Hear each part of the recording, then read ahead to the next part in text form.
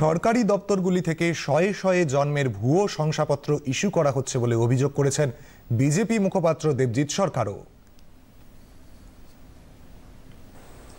শয়ে শয়ে জাল বার্থ সার্টিফিকেট ইস্যু করছেন সরকারি দপ্তরগুলো থেকে।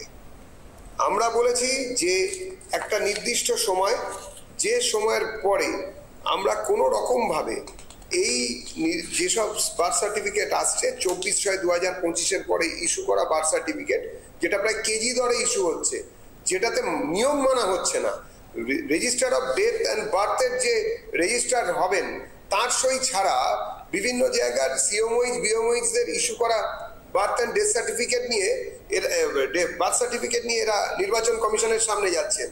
আমরা নির্বাচন কমিশনকে অনুরোধ করেছি যে এই বিষয়টা ভালো করে খতিয়ে দেখার জন্য। কলকাতা কর্পোরেশন, তার সামনে বিশাল বড় লাইন, সেই লাইনে কি নাকি বার্থ সার্টিফিকেট দেওয়া চলছে। এটাও বন্ধ করা দরকার। যদি বন্ধ করবেন কি করবেন না সেটা কর্পোরেশনের ব্যাপার, কিন্তু একটা জিনিস জলের মতন পরিষ্কার যে এই সার্টিফিকেট দেখিয়ে কোনো কিছু করা যাবে না।